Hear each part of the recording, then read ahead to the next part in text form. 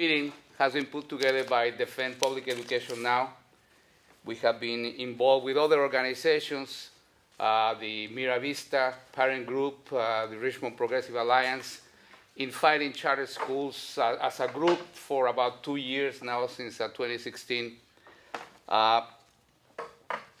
The topic that we want to touch upon today is one that has finally come to us in the flesh. It's co-location and Proposition 39. And I'm a retired teacher. I taught for over 20 years at Richmond High School. I was also a school counselor for the last 5 years of my stay at West Contra Costa Unified School District. And I have, since my days as a teacher, I was very much involved with the what can only be described as the corporate takeover of our system of public education.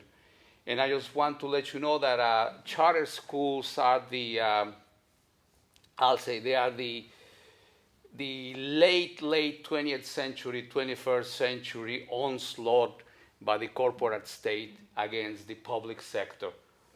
The attempts to co-opt, to privatize, to modulate, to control public education can be dated back to the very beginnings of the 20th century with the attempts to introduce scientific management, not only in industry, but it was soon transplanted to the educational sector. But we won't go into this historical digression of the first part of the 20th century, but I just mention it so that you know that this is not something new, okay? This charterization is relatively new, and I would like to just provide you with some background information as to when it starts and how it started and who started it. We can name if we could fix a date, it will be 1988, at the 70th Convention of the American Federation of Teachers. The president of the American Federation of Teachers then was a man by the name of Albert Shankner, okay? And he proposed to reform public schools, inspired, I should add, by a publication around that time called A Nation at Risk, okay? And he proposed the formation of community, and let's pay attention here, community-based, teacher-run, unionized schools. That was the original idea. So we should not be surprised that the teachers at this convention were very enthusiastic over the idea, okay? The first attempts to form charter schools were genuine, I would call them, anarcho attempts, anarchistic, and I say that with the best intention. I don't mean to call them anarchistic as a put down or as an insult. I think it's a matter of praise to indicate that they came from the bottom up. Okay, genuine teacher, parent, and in some cases administration run public schools. And there's another gentleman by the name of Butte, I can never pronounce his name. He published his idea. He had a very original idea. In his project, he describes day by day in his ideal world how this charter school will be formed. And he envisioned the school district itself. He envisioned the superintendent of the schools taking up this idea and transforming his, really divesting himself of all institutional bureaucratic power and turning it over to his teachers and parents and the community. Well, apparently, progressive teachers and community activists were not the only ones attracted by this, now with the distance that we have, we can call it this neoliberal utopia. Okay? Because only 6 years after the initial call for reform, academic bureaucrats, philanthropic entrepreneurs, and just simply plain corporate scammers took over the popular movement of school reform. Okay? To his credit, Schachner was among the first to denounce this corporate bureaucratic takeover of the movement that he initiated. He had a column, a weekly column in the New York Times called Where We Stand. And in his column of July 3rd, 1994, he denounced the the Detroit School District for, this is a quotation, for giving $4 million for starters to a group of people who are eager for public funds but would care less about public education. This is only 6 years after the initial call in 1998. He was very upset about $4 million. Just in parentheses, let me tell you that West Contra Costa Unified School District is subsidizing the charter schools. Well, I don't know if I want to call it charter school district, but it's subsidizing charter schools in our district to the tune of over $100 million. Okay? Just do the math. Over 5,000 students, calculate between $9,000 to $10,000 per student, and that's a conservative figure because the money has been increased. Calculate about $9,000 to $10,000 per student for concept of ADA. To that, you add all the money spent in equipping these schools, paying salaries to the teachers and administrators. It adds up to over $100 million. Okay? So there is reason to be alarmed. Unfortunately, the majority of teachers, though concerns have not really, and also our communities have remained mute. Okay? A lot of people have the attitude, the misguided attitude that, well, if we could only control them, if we could only make charter schools accountable, well, then that would be easy. Okay? Just make them accountable. Look what's happening.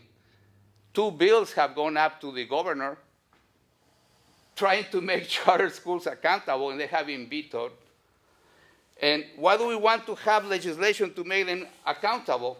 In 1992, California had the first California Charter School Act. It's very thorough.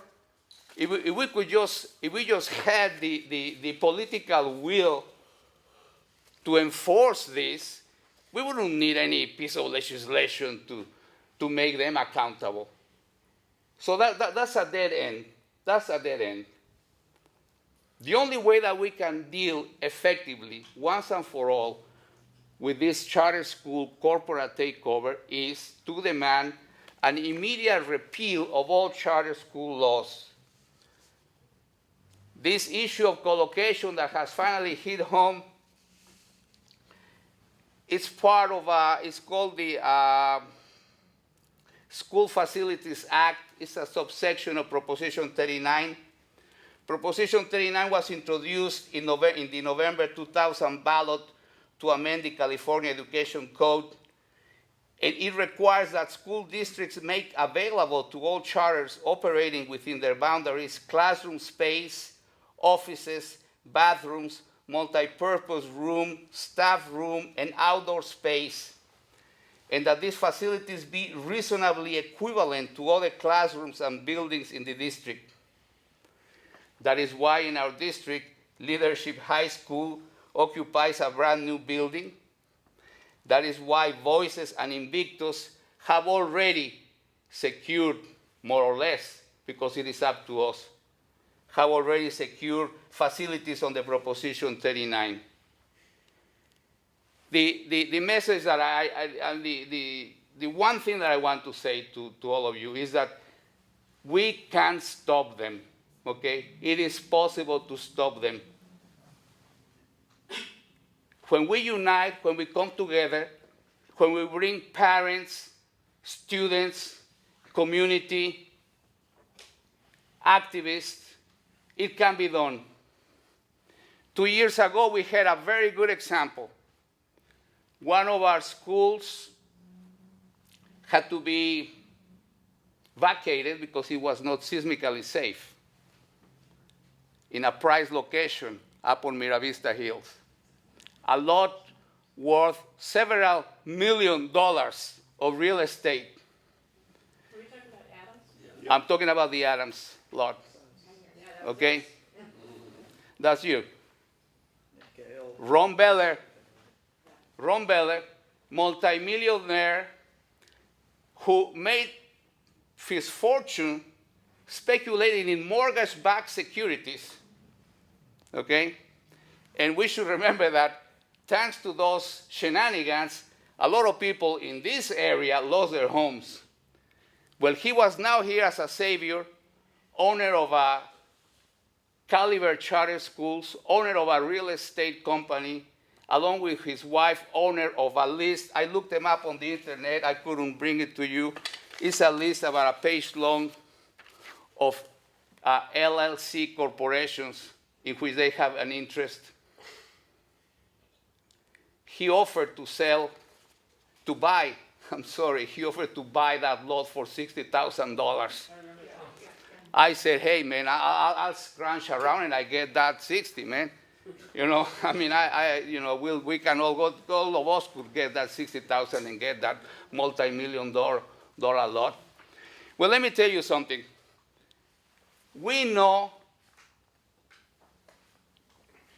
that our school board was ready to hand over that lot. And had it not been for the hundreds of people, hundreds of community members that got together, voiced their opinion, that lot would have been sold forever, okay? Forever. It's an irreversible because of the minutiae, all the small print of Proposition 39. Even if their school falls, the lot will still be in their hands. That was stopped. We stopped them. They're on their tracks. They still have ambitions to expand. Mr. Ron Bailey, we got him on tape saying that his big ambition is to have all our school district charterized. Frankly, I don't think that that's their real aim, because they are a parasitic organism. That's how I see them. They don't want to kill the host, not yet. Not yet. They don't want to kill the host, not yet. But we stopped them there. Just a few weeks ago, thanks to the effort of some of our members here that you will probably hear from them a little bit later, the city of Richmond considered a moratorium and passed a moratorium restricting the approval of schools in certain zones pending the completion of the anticipated zoning amendment. Not a word was mentioned about charter schools, okay, but they knew that it was aimed smack at their heart, okay, and they quickly flooded the social media, with petitions and exclamations that we were depriving the community of choice, okay?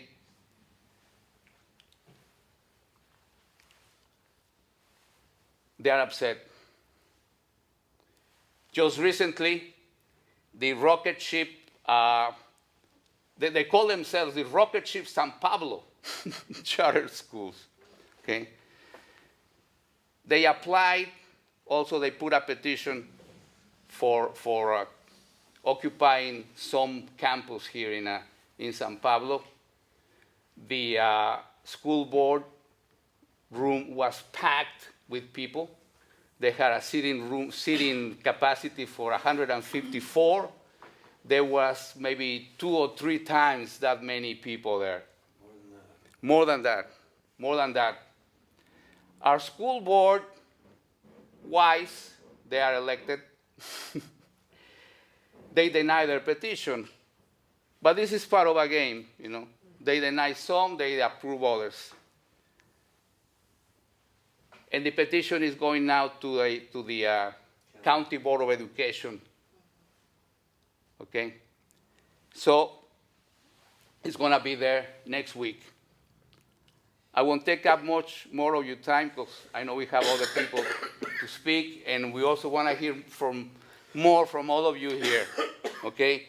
But I do, I was a teacher for, I told you, many, many years, and so I have a little homework for you, okay? The first part of the homework is concerning the collocations in Pinole and Pinole Middle and Juan Crespi Middle School. Okay, let me just give you a little bit of background on these collocations. The Voices Charter wants to collocate, in fact, our superintendent, our board, our district administrators, in all their generosity, they offered Pinole Middle to Voices and Crespi to Invictus. Okay. We should know that the staff report of West Contra Costa Unified School District recommended to deny the petition of Voices. There was no chance, they said, no evidence that they would be able to implement the program described in their petition. Yeah. That's the staff of our district, people that are paid big bucks to study such things. Well, guess what? Our school board approved it. Okay? The other charter, Voices, they call themselves Voices Language Academy. Again, without even notifying the principal of the school, of either of these two schools, they were offered the very nice campus at Pinole Middle School. The situation is this. These two schools are going to start next year. They have not said yet whether they're going to accept their offer, the district's offer or not. March 1st was the deadline, but they have put it off. Maybe they want something better, who knows? Okay? But the point is this, what prompted us to call this meeting is this. These two charter schools are going to start, because they're going to start, believe me, next year. Here or there, but they're going to start. They're already being stamped, sealed, and approved. They're going to start with a combined enrollment of 250 students, okay? But the catch is this. By their own projections, in just a matter of a few years, 3 years at the most, the combined enrollment in these two charter schools will surpass the enrollment of both Pinole Middle and Juan Crespi. What do you think is going to happen?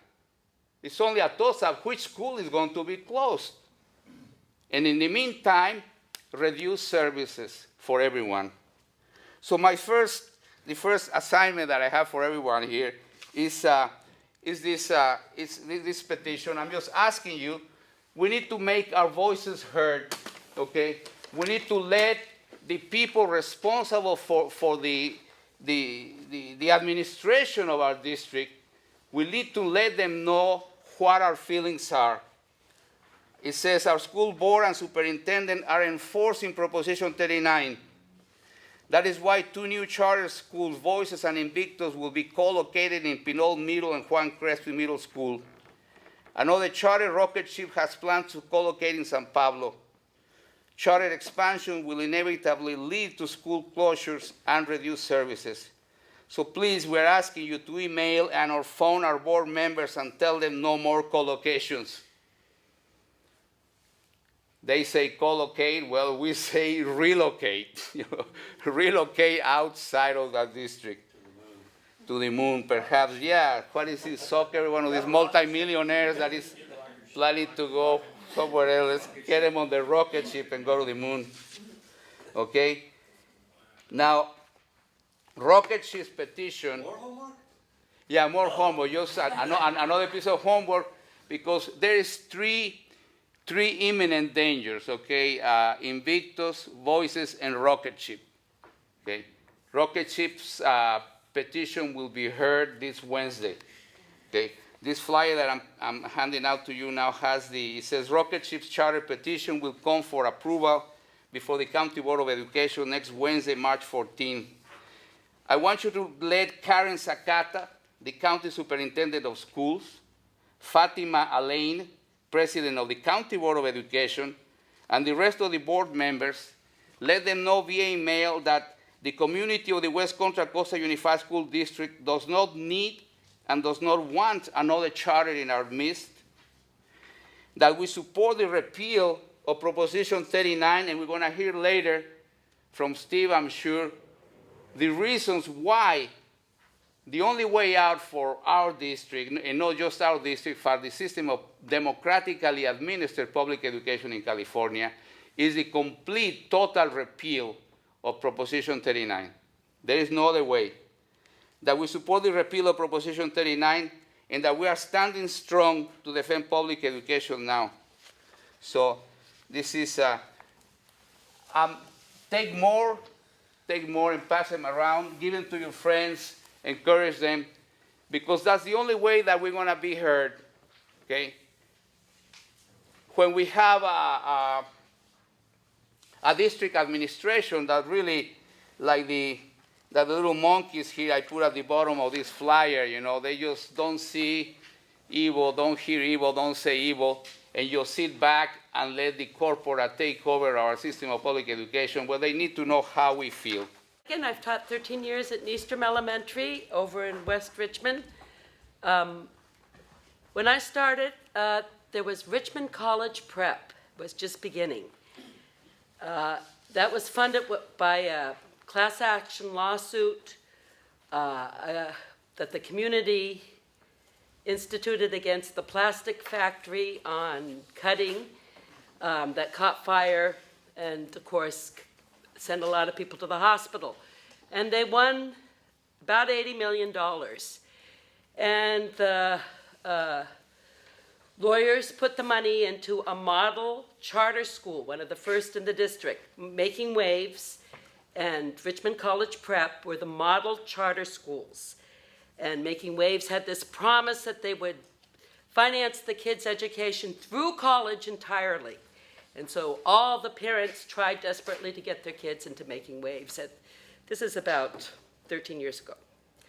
And Richmond College Prep was right next to Neestrom on our former buildings and campus. Many of you know this story. I've told it before. And they started out with a kindergarten and added a grade every year. And they cherry-picked our kids and kicked out the kids that were not manageable or had learning disabilities back to Neestrom. We were a two-tier school. Because of the charter school laws, I guess Prop 39, the charters could demand to get their school up and running and fixed up. And so, in fact, it was renovated, and they had gardens. They had twice the money we had because they had the ADA per pupil spending, and they had what was left of the 80 million. So they had aides in every classroom. They had martial arts programs. They had literacy coaches. They had they hired a full-time gardener. They had after-school programs in science, all the things that we craved. This was during Schwarzenegger's time when we were cut to the bone. And our school in the Flatlands got, about $7,000 per kid from the state. It ended up being very little money. And they closed Harbor Way, that was right there, because the charter, Richmond College Prep charter took it over. Harbor Way was for the kids who had been continually suspended and expelled from other schools. It was like 80 kids. A lot of those kids had ended up in Neestrom, and our class sizes jumped, and teachers were transferring out as fast as they could. In the meantime, we had this charter. The long and short is that we filed 13 Williams case issues regarding the facilities, and we got put in the portables, finally. Asbestos tiles falling on the kids during lunch, bathrooms flooding. They had to throw away all the books in the library. The library was so moldy. It goes on and on. But we were finally in the portables, and they swore they were going to remodel. In the meantime, they gave us a maintenance person who harassed teachers, a secretary who harassed teachers. Teachers got together and protested her, filed uniform complaints. A principal who was sent money back every year. We were so underfunded for supplies, harassed teachers, non-reelected, the new teachers, had daily in her last semesters, or, we have trimesters, her last trimester, had the black and white Richmond cops on the campus daily because the parents and the kids were so mad at her and the teachers. But we filed 10 grievances, 13 over the years, and we filed the uniform complaints. We had 4 pages that the teachers wrote up. Teachers spoke before the school board. Anyway, the parents got together. We all worked together and got her out. And there were 5 teachers left from before her 3-year tenure, tenancy, whatever you say, before she started being a principal. And we're in the beautiful new school, and we got to keep the school. And everyone told us we weren't going to keep the school because the charter wanted it. But we somehow kept it, mostly because the parents and teachers worked together. So that's the Nystrom story. We've got an okay principal. Our scores have gone up. We retained all teachers but 1 last year, which was huge for us. And the beautiful school had a lot to do with it. Anyway, at Stige, about 5 years ago, Caliber co-located on Stige. They put a cyclone fence up through the middle. You had mostly Latino kids in uniforms. Caliber put money into the school because it's starting up, right? Cherry-picked the kids. And on the other side, you had underfunded Stige, chaos, mostly African-American, but not entirely. All new teachers because it was a hard school to teach at because you had the huge class sizes. You didn't have the support. And 5 teachers, brand new teachers, right, left Stige at the beginning of the year and went over, several of them, to teach at the same school right on the other side of the cyclone fence because it was a world of difference because they were funded and because they cherry-picked the kids and they had supportive parents. They drew them out of the community and put them in this, anyway, 2-tier system. And even now, Stige has lost about 100 students, even though Caliber's gone. It really undermined the morale of the teachers and the kids. It's such a cruel thing to do. One school doesn't have the money, another school has the money and can suck out the most supportive parents. And so it's very cruel. So I just want to give a little context also. I'm not sure, I'm sorry, I went to the other library. So Richmond City Council saw the charter situation, particularly in Richmond. And there's been 8 new charters in Richmond in the last, whatever it is, 8 years or something, 10 years. Richmond is designated as eligible for these new market tax funds where they get incredible tax breaks, 7% money refunded in tax breaks, and then whatever money they put in, anyway, I'm sorry, I'm not clear on it, but it's a huge tax break. So Richmond is a very desirable place to put charter schools for many reasons. There's ways to make money off the charters. So this has been very hard on our Richmond schools. 80% of the teachers at Lavanya Dijon leave every year. 4 out of 5 teachers leave. Kennedy, it's 60% leave each year. Kennedy High School in Richmond. So the Richmond City Council saw that this was very detrimental to the students and families in Richmond. And it instituted a zoning moratorium on any new schools in Richmond. And this is very reasonable, where what is it called up in Hilltop Mall? Chamberlain's charter. It's not Aspire, was thrown up. doesn't meet any ed code stipulations regarding safety for earthquakes or fire or anything, because it doesn't have to. It doesn't have to meet the state of California regulations around schools. And it was thrown up on land that was zoned for retail use, not residential, not schools, because it didn't have to meet any of those requirements. And in fact, all that Hilltop Mall area was a petroleum storage area and had contaminated soil, and they amended it, but this was 20 years ago. The standards have changed.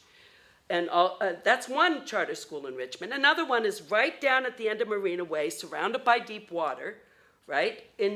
We can't even go on field trips to water in the regular district schools because the insurance won't cover it. And yet this charter has placed its charter school in these office buildings surrounded by water.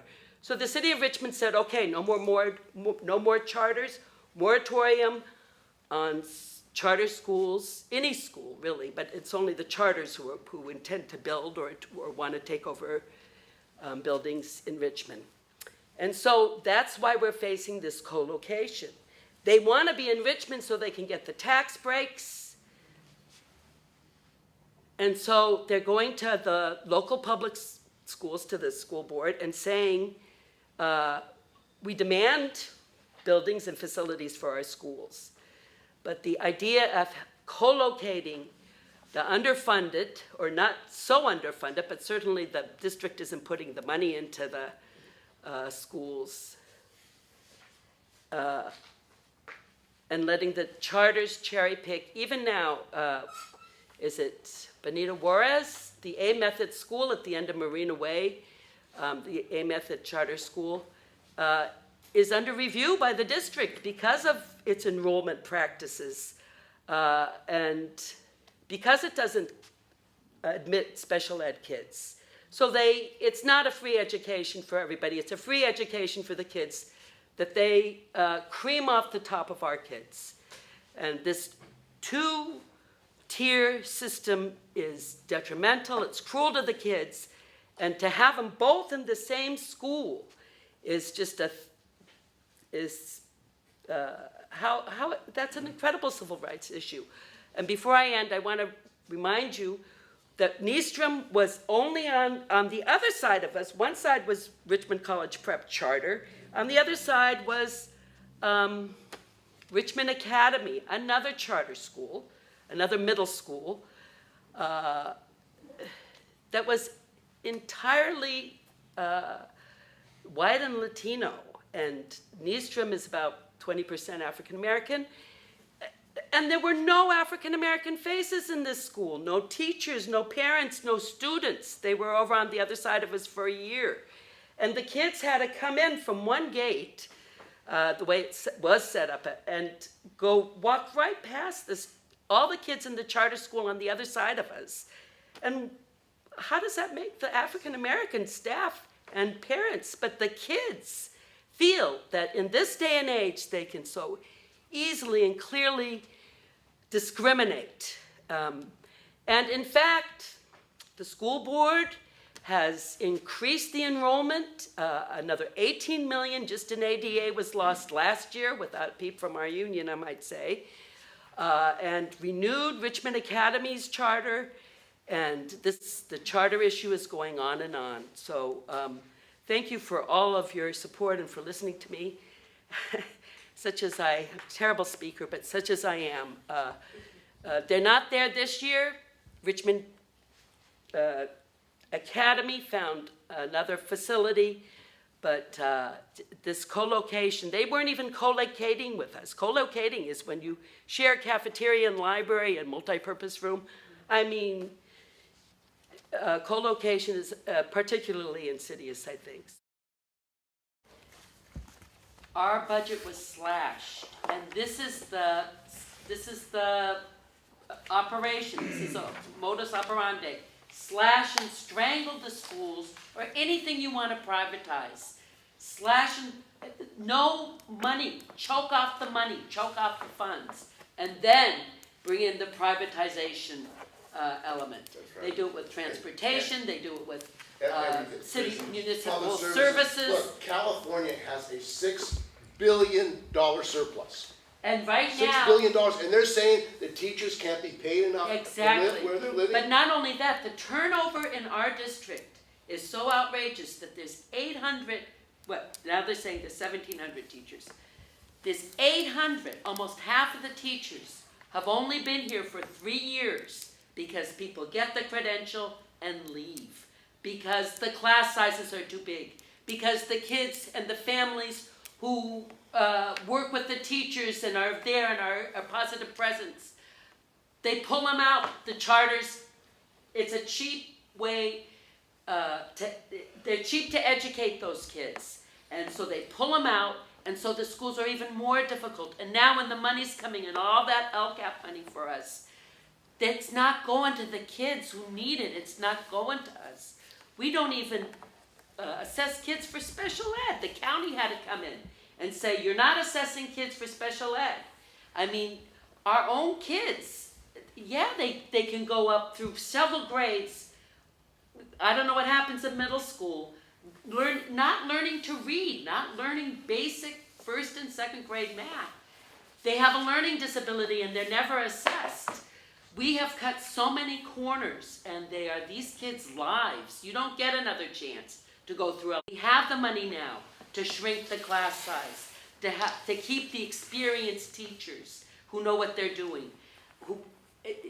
Teaching to the test is that SBAC test. They're questioning the validity of it nationwide. And we still spend all our money, and all the consultants are to teach to that test. It's on a curve.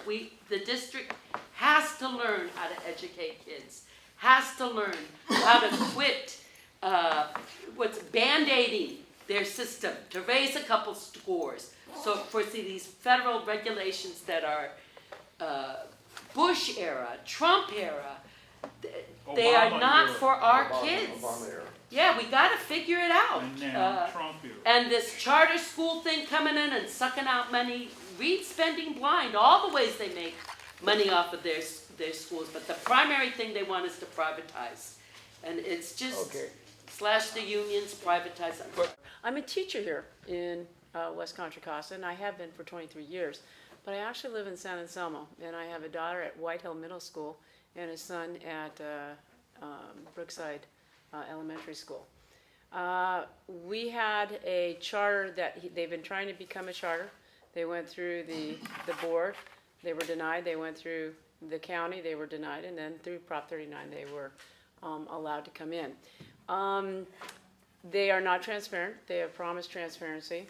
Finally, we allowed them at our brand new, beautiful $20 million bond money, middle school. It was falling down, believe me, and we finally funded it. It's a beautiful new school, art rooms, music rooms,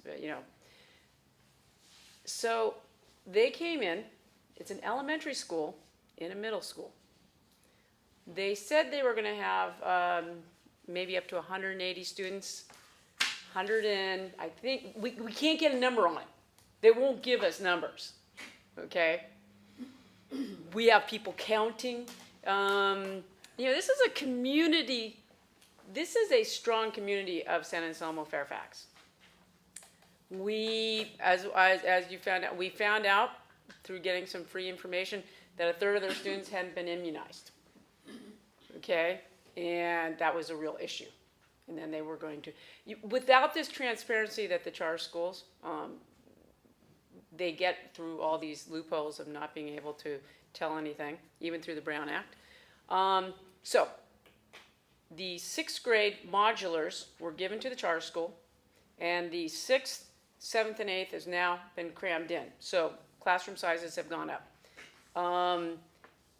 Teachers are having to move because they don't have their own classrooms. There's 3 teachers that were moved. 1 had to be let go because they fund that through the regular budget, and so those teachers are being paid through Ross Valley school system, and so there wasn't enough money to fund the orchestra teacher, and that was a huge let go because she's won it every year when it was a huge loss. So it's overcrowding. Going up and down the stairways, one girl tripped, fell, because it's crowded during, because you're trying to fit it's 1,200 students there, okay? And they're going up and down staircases and so forth. You have this group, they get to have equal sharing of facilities. So they get the library certain times, and so it's sitting empty, but it's supposed to be their time, so the other 1,200 students, for this 120 students, they can't use the library for that duration. Or the gym. It rains a little bit more on the other side. They haven't been able to use the gym. So they're locked, the kids are in these little portables while the charter gets to use the gym. Some of the kids, maybe 60, in there. And there's also, there's a private fundraiser of art, it's called the Yes Foundation. They want a part of that now, even though it's privately collected monies on behalf of art and music. They want a portion of that money that's collected because they want equal access, and then they want equal, they have to fund their own computers and things like that, but they get facilities. They want more art rooms, they want an art room, they want a music room now, they say they're gonna grow, and now they're going to other parts outside of our district to get students. And then they want to bus them in, but they don't get ADA. So for out-of-district students outside of our area, so they're going down to San Rafael, they say they have an ELD program, but they don't. So there's no facilities for, they give lip service to it, but they don't actually have it. And none of the students have an IEP or a 504, and so of course they don't have the extra expenditure for that, whereas the regular school system, of course, has to accommodate all of those needs. There was one other thing that they wanted, so they lied about residences, and they just got discovered on that one, because again, we have 3 attorneys who are working on the stand. And I would say there's 100 active parents who are doing, what you're doing, Steve. I mean, we have pop-ups on weekends, stand pop-ups, in a very small community. But if that was to happen over here, and they called it Defend Public Education, the DPE, or, get a catchy phrase, and you have pop-ups where somebody's selling DPE buttons, and you have to educate. Here's the embarrassing part. This is my embarrassing part. I've been a teacher for 23 years. And I didn't really understand what charter schools were about until it hit me in Ross Valley. And then when I heard about it here, I go, I know, because we've had 10 or 15 parents go to Sacramento to talk to Brown and his board about this. Brown is for charter schools. Yep. And Diane Feinstein is for charter schools. I haven't figured it out yet. I have too much faith in Brown. He just doesn't understand. That's what I want to keep saying, okay? But they want more rooms now. They only have 120 students. They have one whole wing of 12 or 13 rooms. They want more. Okay, they always want more, and then they're claiming that students are in district. We just found out, I believe 23 students are not in district. They only need a utility bill. Okay, there's more, if you're in Ross Valley, there's more required for showing that you're in district. And we found out that those are not correct. So there are plenty of illegalities of the charter schools. All they need to do is be brought up on their illegalities. And I believe, I'm not sure if it was you, Carlos, or if it was you, Steve, but if they actually enforce the Brown Act, yes, half of them would fail immediately, because the transparency is going to kill them, or lack thereof. Okay. Anyway, just on a personal note, it has torn the town of Fairfax and San Anselmo. Literally, you have groups. I mean, it's split it, and it is a very, very strong issue. And in people's yards everywhere, you'll see stand, and stand, just simply stand for public schools, okay? Stand up for public schools. And then there's the Ross Valley Charter Organization. They keep stealing all of the magnets that we have on the cars and the signs, and as soon as one goes in, they keep stealing them, and it's actually kind of becoming a joke now, and there's a huge blog. But it is, if every district gets on board, I think in 2018, I think we can do something in 2018. And that's what I'm hoping. Oversight. The Sacramento, California Board of Education comes in twice a year. And basically, they give anybody who wants a charter through Prop 39 a charter. But there is no oversight. We're super lucky because we have 3 attorneys who are just pro bono, are working for us. And, we're extremely lucky in that regard. And we have some high-powered, super intelligent people who have now gone to Sacramento and have talked. They've talked to Torlakson before he left, and they have done a lot of talking in Sacramento, and are fighting. The fight is to remove or to diminish Prop 39, and for the 2018 ballot. It's for the 2018 ballot because, and there's a whole list, and we're going to get into these. And I'm sorry I'm talking too long, but it is. Charter schools, in my opinion, okay, are just a way to privatize a school, lower class sizes on public funds, okay, and call it some sort of cool school, which we can verify that it actually, those children have a harder time going into middle school and do worse in middle school because the stringency, not only in this, but in the Stanford study, this Stanford study of 2013 was excellent on showing that basically 3/4 of all charter schools just do as well or do worse than public schools, wherever that exists. Only 1/4 of them actually do better than public schools. I think that we have some actual good news, real good news, and that is what's happened in West Virginia. Because despite the fact that the West Virginia teachers don't have a contract, don't have collective bargaining, they basically defeated the legislature, the Republicans and the Democrats, and their own union leadership. So that tells you teachers have power. This is in a state where they have a right to work law, they have a union busting operation.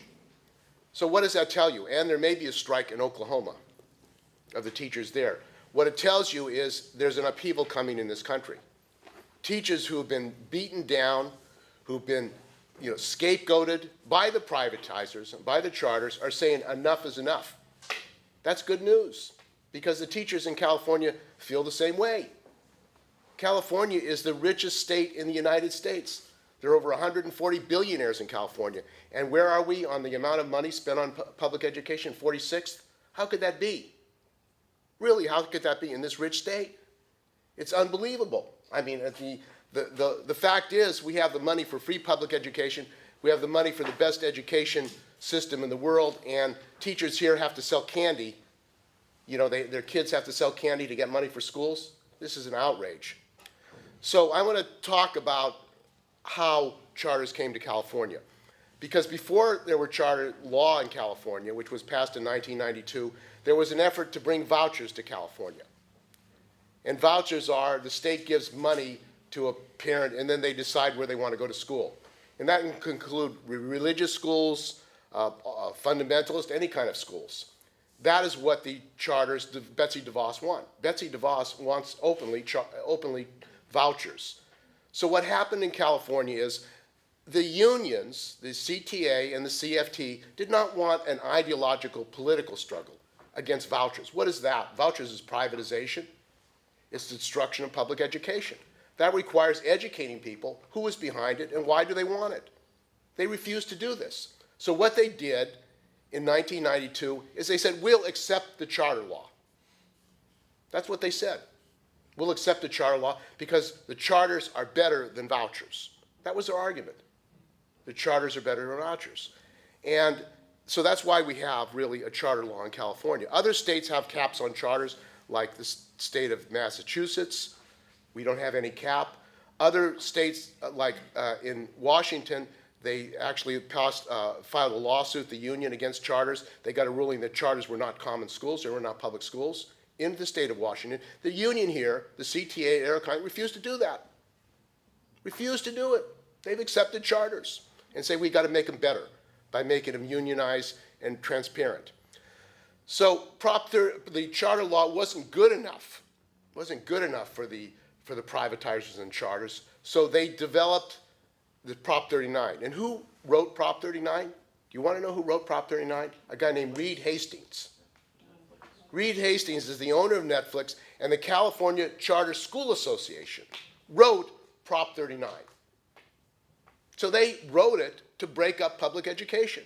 They wrote it to allow co-location. They wrote it to avoid the Field Act, which requires that schools be built properly and safely for the students and the staff. They can be built on toxic dump sites, and they can be built non-union, which they are being built in California. This proposition, and the appeal to this was, we will reduce the percentage required to get a bond, a school bond, if you pass Prop 39.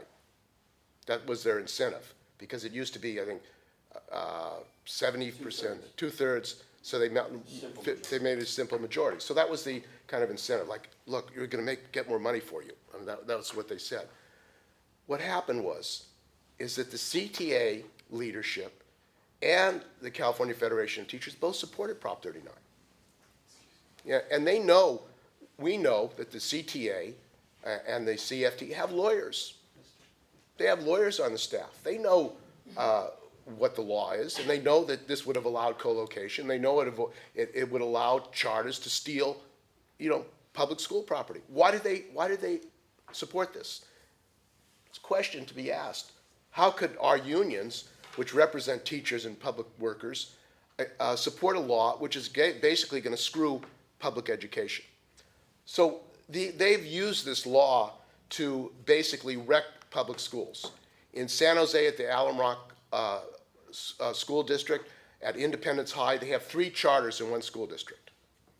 You have competition, and of course the billionaires are giving money to charter schools, the uniforms and electronic equipment and all kinds of things. So you have 3 charters in one school, and these kids are getting something that the other kids aren't getting. It creates a very bad, poisonous situation for young people, where they're pitted against each other. But that's the whole ideology of charter schools. The ideology was, you only get a good education by going into a lottery. Not that we in the United States can afford a great education for everybody, but you have to go into a lottery to get a good education. It's a joke.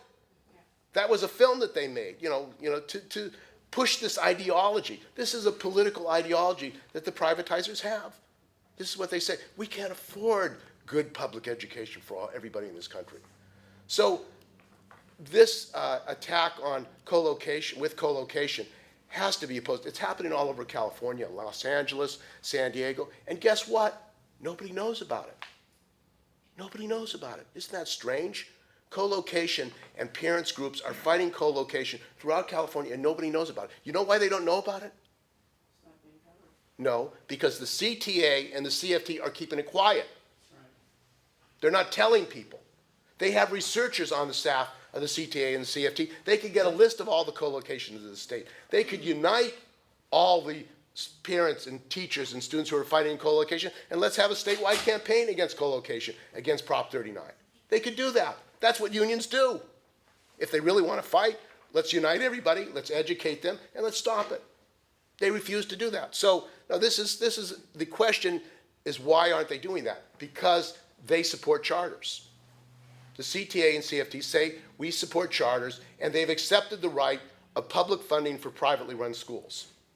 We defend public education now, are against, on principle, are against public money going to privately run schools. I believe taxpayers and others, we should not be giving money to a private school. As a result, there are religious schools in California that are getting public money. There's homeschooling. You have this cultists running these homeschooling. There's no oversight. I went to a Commission on Teacher Credential meeting, and they were talking about Pearson, more testing of teachers. In fact, one of the board members said, I'm fed up with the testing. This is a board member of the CTC because they're testing the teachers. Why are they doing so much testing? They make money. Every time they do a test, more money. Teachers can do tests. Teachers can do tests on their students. They know the best way how their students are gaining. They want a company to do it because they want to commodify and profitize education. That's what that's all about. So the fact of the matter is that this privatization drive is a political drive. We have to unite, Defend Public Education and others, have to unite statewide against Prop 39. We cannot just fight it in West Contra Costa County because it's happening all over the state. We're fighting billionaires. In San Francisco, Zuckerberg, Priscilla Zuckerberg, they want to build a private school in San Francisco, charter school. And do you know the union, UESF, is supporting that? The union's leadership are supporting privatization. They're also supporting this program called PAR, Peer Assisted Review, which is gives money to teachers to help fire other teachers. They said we're going to make teachers better. PAR is a racist program. It targets senior teachers. They get rid of teachers who have a lot of seniority because it's an incentive to bring in TFA. TFA is an incentive to get rid of senior teachers. That's what TFA is about. Instead of paying teachers more and professionalizing them, let's get rid of the senior teachers and bring in young teachers who work a couple of years that are gone. The other thing that is extremely important to bring up to other teachers is our pensions. And the pension system, CAL STRS, is being undermined by the charters. One of the things Beller and his billionaire friend, Ryder, who's head of Fortress Investments, they voted to get rid of the CAL STRS and to bring a 401k in. And they got the approval of the West Contra Costa County School Board to do that. They said it's okay. The West Contra Costa County School Board said it's okay to get rid of the CAL STRS pension plan and to go to a 401k. That was our school board here in Richmond. Well, who gave them approval? And what does that mean? What it means, first of all, is it's less funding for CAL STRS. It means that the teacher's pension fund is threatened with bankruptcy. That's what it means. It means teachers who think they're going to retire with something are in danger. And we have, the unions have members on CAL STRS board. We raised it to them. They refused to address it. These charters are going to 401ks. They're getting out of the state pension plan. Don't you think that's an issue for public education in California? Don't you think that's an issue of teachers? They don't talk about it. They don't write about it. Why? And they're on the board of this. There's a spiking where these superintendents and charter school operators spike their pension just before they retire. They don't criminally prosecute them. The other thing about privatization which we have to address is corruption. Because when you deregulate, which is what they've done with education, what does it lead to? It leads to crooks getting in and stealing money. That's what deregulation is. Privatization, give it to private people, make money. And that's what's happening in California education. You've got a guy named Ref Rodriguez. Have people heard about Ref Rodriguez? He's the star. He was a poster child of the California Charter School Association. This guy started a charter school in Los Angeles. And guess what? He set up a company to supply food to his school. He owned the company. And he also had his employees contribute to his political fund. Was that Illegal. Green Dot or no? No, it wasn't Green Dot, another school. But I mean, this guy is corrupt. Guess what? This guy was a president, chair of the Los Angeles Unified School District. And he is also appointed by Governor Brown on the Commission on Teacher Credentials. And after the district attorney, after a lot of pressure, filed charges against Ref Rodriguez, guess what? He decided he would resign as president, but he would stay on the board of the Los Angeles Unified School District. So this guy is still on the board, not only of the Los Angeles Unified School District, he's still on the board of the Commission on Teacher Credentials. The unions, the CTA and CFT, have not organized any mass protest to demand that this crook be removed from his position. Why? Why would you allow a crook who's stealing public money? If a teacher took some money, where would they go? The policeman would come to the school, put the handcuffs, and take them away. But you have a charter school operator who does this, who steals money, and nothing happens to him. Double standard. So our unions have to say, we have to demand that the district attorney and the Attorney General of California go after these charters. Now, there have been some whole things about reforming the charters. We want to reform, this is the position of the CTA and CFT. We want to reform the charters, and Thurman, we want to, we want to reform the charters by making them more transparent. So we're going to pass legislation to make charters better. Well, the reality is in California we have something called the Brown Act. The Brown Act. The Brown Act requires that if you get state money, public money, you have to put your papers out there. These charters refuse to comply with the Brown Act. And we had a meeting in Los Angeles, Defend Public Education. The political director of UTLA, United Teachers of Los Angeles, came to it, and he was saying, well, what can we do about charters? I said, well, get the Attorney General to enforce the Brown Act. He said, well, the charters are accepted from the Brown Act. We were told by some assembly aide that we're not covered by the Brown Act. I said, there is no exception for the Brown Act. I was on the board of. Yeah, there's no exception for the Brown Act. So what the unions could demand immediately, and we need to demand, is that the Attorney General, Xavier Becerra, immediately send a memo to every charter school in California, you have to comply with the Brown Act. Otherwise, you're going to lose your license. Right off the bat. It's huge. That's all. Just send a memo to every charter school, you comply with the Brown Act or you're out. He could do that. We need to demand our unions to do that. The UTU, the CTA, the CFT have to say, look, this is what we want from you, Xavier. We want you to get them to comply with the Brown Act. There's no exception for them. There was a decision, a memo that they wrote saying that they weren't accepted from the Brown Act. They weren't. They were part of the Brown Act. They refused to enforce it. Now, Prop 39, what are we saying about Prop 39 and how to stop it? It is the law. It was passed. So how do we stop it? What we need to do, and other school districts are fighting it. It is being fought by unions, some unions and school districts throughout California. What we have to do is we have to demand that the school district file a lawsuit with the union against this law and refuse to implement it because it's unconstitutional. It's unconstitutional because it requires school districts to fund charters regardless of the financial impact. Now, what does that mean? That means a school district has to vote to do something that will bankrupt it? That's unconstitutional. You can't require an agency to bankrupt itself. There has to be a fiscal impact of anything that you do. That Prop 39 excludes financial impact. Secondly, it has two status for public school teachers and students and private school teachers and students. Under the Field Act, they're required to build earthquake protection. They're required to build certain standards. Under Prop 39, it excludes charter schools. Unfair and discriminatory. That's unconstitutional. Just unconstitutional. You can't have two status for students in California. So those are two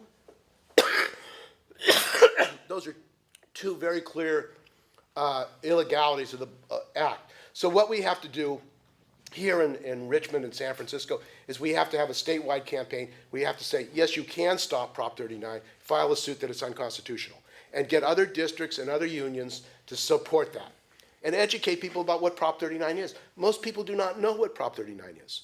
When you talk about co-location, most people don't know what co-location is. If people don't know what these things are, how can you fight them? So we need an education campaign to explain to people what these things are.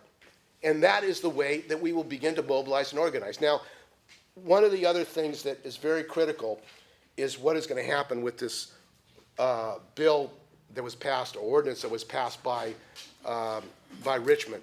Because the Richmond City Council, by saying that you have to get approval for new schools, there's a ban on new schools, is going to mean that the West Contra Costa School District is going to be required, if they follow the law, to bring in a whole bunch of new co-locations. Co-locations galore are coming to this district. We're talking a lot of co-locations.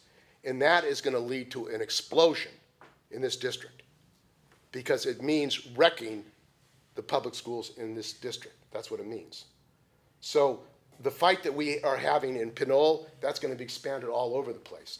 So we are in a situation where we can unite people, parents, students, and teachers, to say we have to stop it. It's a matter of survival of our district. And the fact of the matter is the bankruptcy of school districts is what has happened as a result of charters. When we had a petition to repeal the charter school law, the government did a study, and they found that $5 billion a year is going to charters. Now it's up to $6 billion. What that means is that the money that should be going to public schools is being siphoned off to charters. That's why Oakland may go bankrupt. That's why Los Angeles Unified School District may go bankrupt, because the money is going to charters and not the public schools. So we have to say and explain to people, we cannot allow that. They're siphoning off, they're destroying our public education system. If we organize in West Contra Costa County and other school districts in San Francisco and others, we can win. Because the people of California used to have a great education system, used to have the best in the world. And there's no question about money. And this is what I want to end with. The teachers in West Virginia, you know, they said, enough. You get the money. And they took action. We have to do the same here. And one of the reactionary things that the union is now pushing here and in San Francisco and other places is what's called the parcel tax. Rather than going after the rich and the billionaires, they're saying, well, we're going to have a parcel tax. And your wages are going to be determined on whether the voters vote for a parcel tax. What the hell is that? And this parcel tax is regressive. In San Francisco, the teachers union is pushing a parcel tax. It's going to be supported by the privatizers. You know why? Because these taxes are going to charter schools as well as public schools. These bond issues are going to charter schools. Why should our unions be supporting taxes that go to charters and privatizers? It's wrong. So it is also regressive because a parcel tax does not a tax on like a building in San Francisco. Salesforce building, they pay the same tax as a smaller property, an owner, a homeowner. What the hell is that? A homeowner pays the same tax as the owner of Salesforce or Google. It's completely wrong. What we have to do is we have to say, look, the billionaires are going to pay, and there should be a capital tax on the billionaires in California. That's what we should have. The billionaires have to pay for education, for health care. They have the money. That's where the money is. Instead, they're taking it out on working people. And working people can't afford to live here. Housing, and we need public housing. We need the billionaires to pay for housing. That's how Austria, Vienna solved their housing crisis. So these are serious issues. I'm glad you're here. We need a debate. We need a discussion. I'm glad that we have some people here who are actually in the community and know what the situation is. Because a lot of parents, a lot of families, a lot of kids are going to ask, what are we going to do about this? How are we going to defend our schools? That's why we won at Beller against Adams School, because the community got involved and the union said, we want to protect our schools. We know that if they build a charter, we're going to be closed down. They knew, self-interest. And we have to let people know we can stop it, we can defend our public schools, and there's a lot of wealth in Richmond, there's a lot of wealth in West Contra Costa County. Get the money from the people that have it to make our public schools great. In 2012, in our district, there was a grand total of $64,700 spent on campaigning. In 2014, after Citizens United, that total went up to $460,000. And in 2016, spending went up to $708,000. So from these little mom and pop style elections. And in 2012, the biggest spender who accounted for $52,000 of that $64,000 was one candidate. And I think that was probably the construction money, which was kind of like the old corruption. I'm using that as a term of convenience right now. So one candidate really blew out the others, and Tony was one of the low-budget candidates then. And actually, all we have here with us are the low-budget candidates today and school board members. So, and you'll see in a minute. So, well, what happened in 2014? The independent expenditures came for the first time, and stunning amounts. So Education Matters spent $62,000 on behalf of Cuevas, $87,000 in favor of Block. For the first time, we had negative campaigning in our district. Education Matters spent $30,000 anti-Cronenberg and about $6,000 anti-Chow. The California School Board, California Charter School Association spent $78,000 on for Block and $22,000 against Chow. For the first time, negative campaigning. And UTR spent $4,000 on behalf of Cronenberg and $4,000 on the part of Chow. 2016, it was a little different. Most of the campaign spending then was not in independent expenditures, but it went back to the Form 460s, not the 496s for independent expenditures. But what really blew things out then was, okay, Don Gosney spent $9,800. Carlos spent $2,500. Mr. spent about $50,000 altogether. Stephanie Seguera spent $239,000 on a failed campaign. This is how much money they have to throw around. And Panis spent $360,000. $100,000 of it was his own. And independent expenditures were a little smaller that year. So it was almost like it was a setup for this SB 1916-17 to limit contributions because they backed off on independent expenditures. But when you look at it on a per vote, okay, so Don Gosney spent $1.16 per vote. Carlos spent 72 cents for each of the votes he received. Mr. spent $1.99 for every one of the votes he received. Stephanie Seguera spent $12.19 for each of the 19,000 votes she received on a failed thing. They got money to throw around. Tom Panis spent $17 for each of the votes that he received. So Carlos is a really efficient candidate.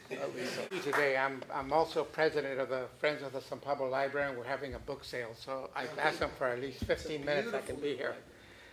A couple of items. You all know already that the Southern California ACLU folks and Northern California ACLU folks have said no to charter schools.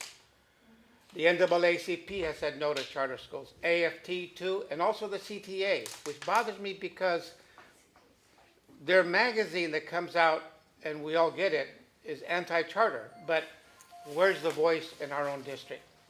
Two, I served 2 terms on the Contra Costa Grand Jury, and the only reason for existing was how is public money spent? Our school board is responsible twice a month to explain to the citizens how we're spending the money. One day, the state of California is going to wake up and say, oops, these charter schools are spending money. Where's the oversight board?